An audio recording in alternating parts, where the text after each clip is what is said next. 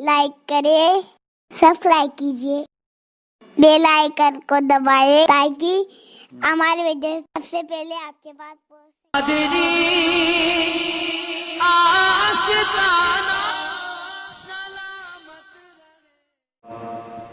آج کی اس محفل پاک میں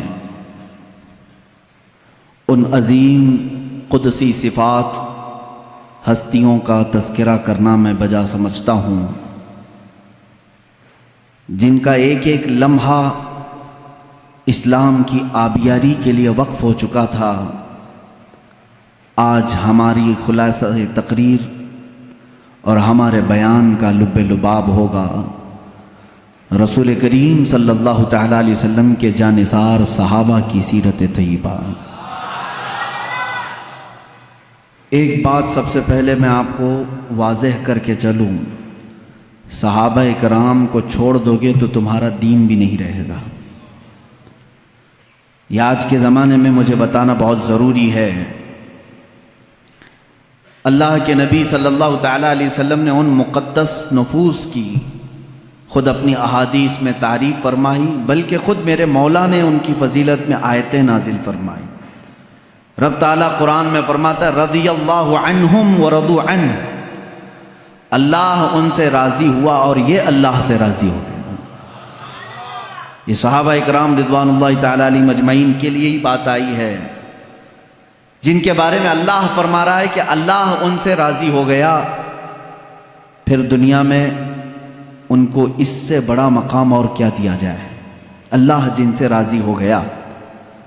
میرے عزیزو، اللہ تعالیٰ قرآن میں ان کے متعلق فرماتا ہے لوگوں میں سے، مومنین میں سے کچھ وہ ہیں جنہوں نے اللہ سے کیا ہوا وعدہ پورا کر دیا۔ وہ کون ہیں؟ وہ صحابہ ہیں۔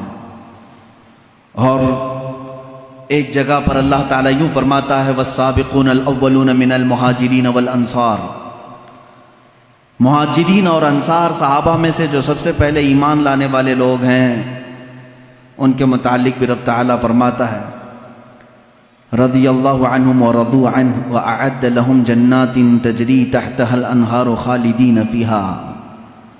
اللہ ان سے راضی ہو گیا اور وہ اللہ سے راضی ہیں، اور ان کے لیے اللہ نے ایسی جنتیں تیار کی ہیں جس میں نہریں بہہ رہی ہیں۔ ان نفوس قدسیہ کے لیے دنیا میں ہی بشارت دے دی گئی۔ وجہ یہ ہے کہ انہوں نے حق ادا کیا حضور اکرم صلی اللہ تعالیٰ علیہ وسلم کے دوست بننے کا اور صحابیت کا۔ رسول کریم صلی اللہ تعالیٰ علیہ وسلم کے زندگی میں جتنے لوگ آپ کے قریب آئے، میں یہاں پہلے یہ بھی بتا دوں گا کہ صحابی کہتے کسے ہیں۔ صحابی کون ہے؟ وہ پوری ڈیفینیشن معلوم ہونی چاہیے آپ کو، جو حالت اسلام میں میرے آقا صلی اللہ تعالیٰ علیہ وسلم کی زندگی میں ایک بار بھی زیارت کیا ہو اور حالت اسلام میں ہی انتقال بھی ہوا ہو، اسے کیا کہتے ہیں؟ صحابی۔ جو حالت اسلام میں حضور کی زیارت کیا ہو اور اسلام کی حالت میں ہی انتقال بھی ہوا ہو، حضور اکرم صلی اللہ تعالیٰ علیہ وسلم کو خواہ ایک لمحے کے لیے بھی دیکھا ہو، وہ صحابی ہے۔ اب اس سے یہ تعریف سے میں کیوں بتانا چاہتا ہوں، کیونکہ رسول کریم صلی اللہ علیہ وسلم کے زمانے میں بہت سارے لوگ تھے، حضور کو دیکھیں، ابو جہل دیکھا ہے، ابو لہب دیکھا ہے، لیکن وہ حالت اسلام میں نہیں دیکھا، انہوں نے کفر کی حالت میں دیکھا۔ صحابی وہ ہوتا ہے جو حالت ایمان میں دیکھا ہو، اور کچھ وہ لوگ ہیں جو ایمان تو لائے تھے رسول کریم صلی اللہ تعالیٰ علیہ وسلم پر، لیکن حضور کی وفات کے بعد کچھ لوگ اس میں سے مرتد بھی ہوئے ہیں، دین چھوڑ دیے، کچھ ہوں گے گنتی کے، تو وہ ان کو بھی صحابی نہیں کہا جاتا، کیونکہ جس کا کفر پر خاتمہ ہوا وہ صحابی نہیں۔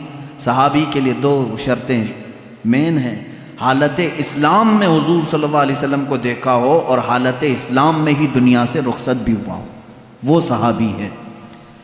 اب صحابی جن کو اللہ تبارک و تعالیٰ نے یہ مقام عطا فرمایا ہے، وہ عام مقام نہیں ہے، بلکہ بزرگوں نے لکھا ہے قیامت تک جتنے اچھے لوگ پیدا ہو سکتے تھے ان سب کو جمع کر کے اللہ نے میرے نبی کا صحابی بنا دیا۔ उनसे अच्छा दुनिया में कभी कोई आएगा नहीं, क़यामत तक सहाबा से अच्छा फिर कोई नहीं आएगा। जो सबसे अच्छे थे दुनिया में, उनको अल्लाह ताला ने रसूल करम सल्लल्लाहु अलैहि वसल्लम का सहाबी बनाया। एक बात और भी मैं आपको बता दूं, इस्लाम में पूरे उम्मत का इजमा है इस बात पर कि किसी भी सहाबी की शान में गुस्ताखी जायज़ नहीं। अस्सहाबा कुल्लुहुम अदूल, जितने सहाबी हैं सब के सब आदिल थे, परहेजगार थे, उनमें से एक भी बिगड़ा हुआ या गुमराह नहीं, एक भी सहाबी को। सहाबा कितने थे मेरे अजीज़ों, आज अफसोस है कि इस उम्मत को सहाबा से दूर कर दिया गया है और सहाबा इकराम की सीरत की बजाय दूसरों के कैरेक्टर पढ़ने में इनको मसरूफ़ कर दिया गया है। लोग नावलें पढ़ रहे हैं, बहुत सारे लिटरेचर पढ़ते हैं, फिल्में देखते हैं, डायलॉग्स याद करते हैं, लेकिन उनकी बातें क्यों नहीं याद करते जिन्होंने अपनी जान का आखिरी हिस्सा भी मेरे नबी के कदमों में कुर्बान किया है। उन सहाबा इकराम के अगर तफसीली वाक़यात में ज़िक्र करूं तो सहाबा की तादाद तो कम हो बेश 1,20,000 या 24,000 है। वो सब सहाबा हमारे सरों के ताज हैं, जिनके तज़किरे अहादीस में आए हैं और कुतुब तवारीख़ में मिलते हैं। उनमें से चंद की मिसालें तो मैं रखना ज़रूरी समझूंगा। और आप सोच रहे होंगे मुहर्रमुल हराम के ये 10 रोज़ा मजालिस में पहली मरतबा आपके सामने नहीं कर रहा हूँ, मुसलसल 5 साल आपने इससे कबल भी हुबली में मुझसे सुना है। इस साल मैंने कुछ अनावीन टॉपिक्स चेंज कर दिए थे।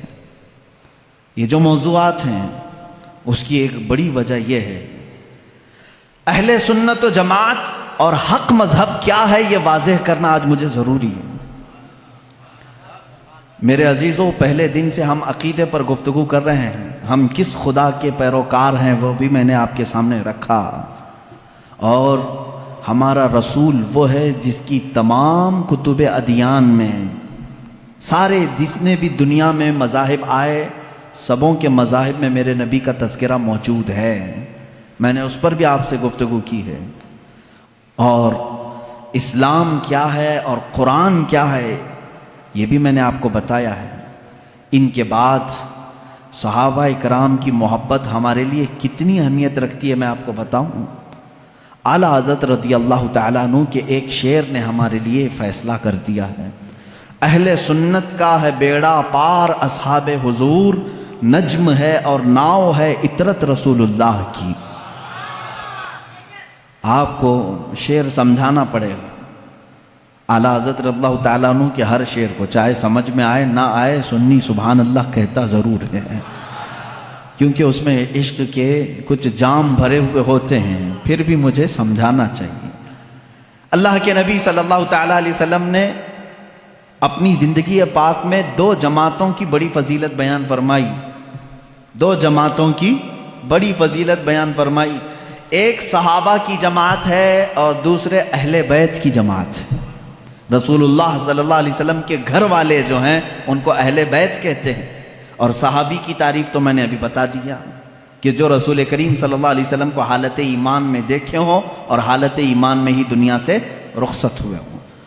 दोनों के बारे में रसूल करीम सल्लल्लाहु तआला अलैहि वसल्लम का एक एक फरमान सुन लीजिए, एक एक हदीस दोनों के बारे में बता देता हूँ।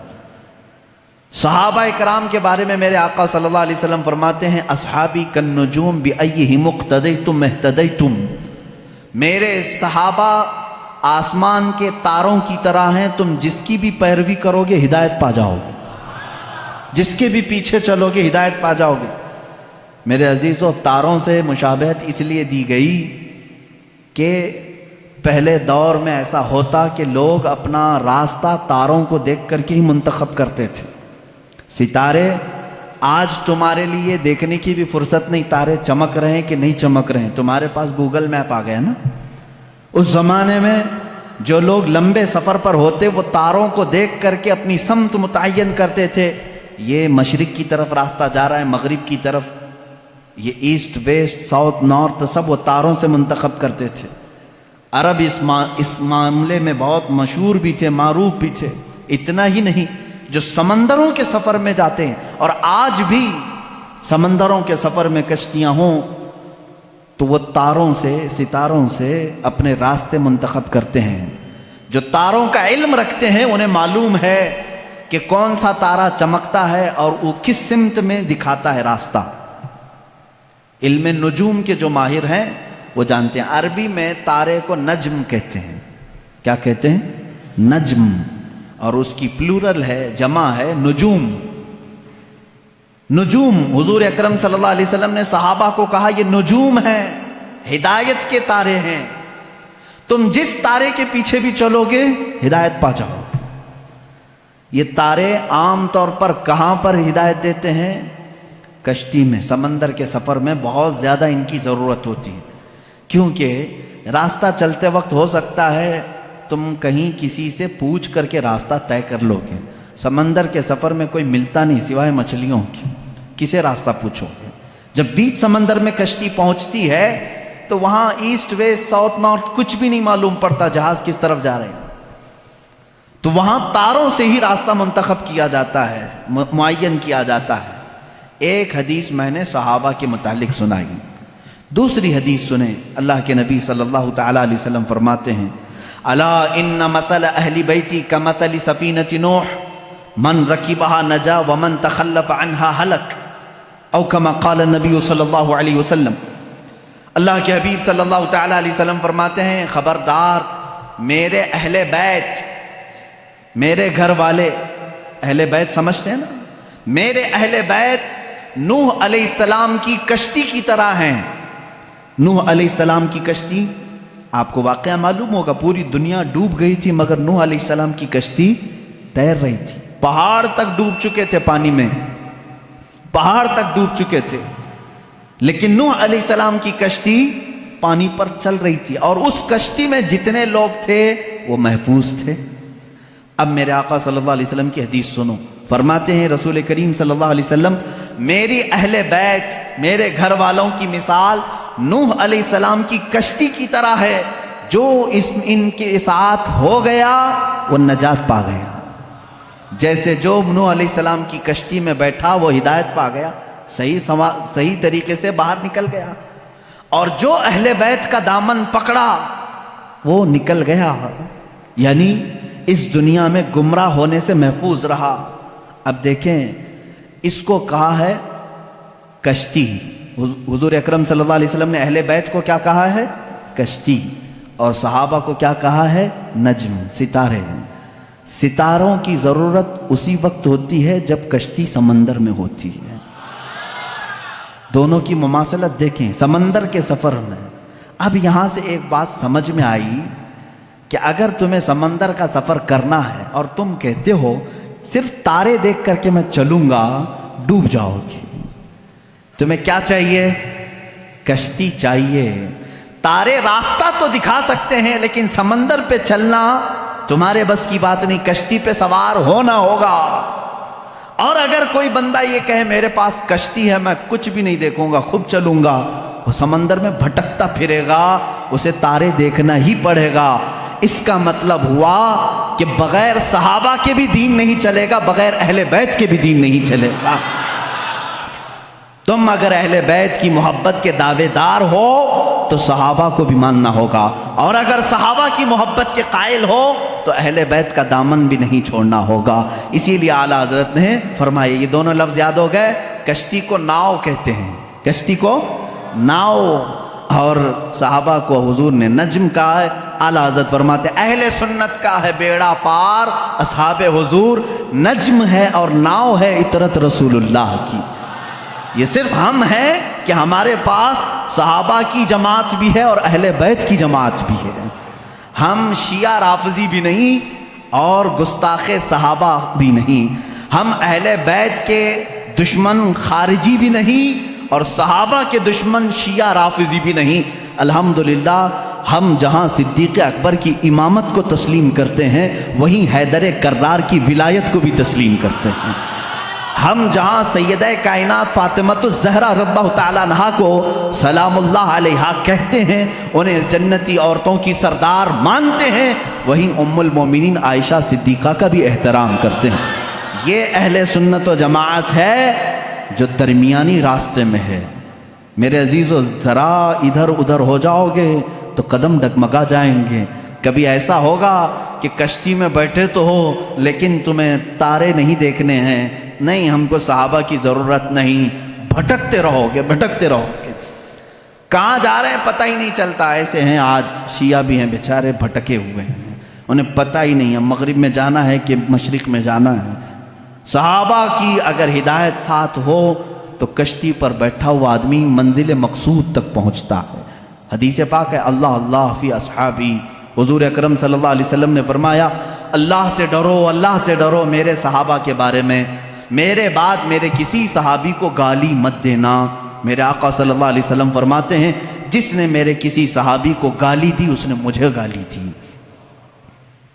اللہ کے نبی صلی اللہ تعالیٰ علیہ وسلم کی شان میں کوئی گالی دینا پسند کرے گا؟ خود حضور اکرم صلی اللہ علیہ وسلم نے فرمایا میرے دوستوں میں، میرے صحابہ میں جس کو بھی تم نے گالی دی گویا کہ اس نے مجھے گالی دی۔ آج لوگ اس طرح کی باتوں کو ہلکا سمجھ رہے ہیں۔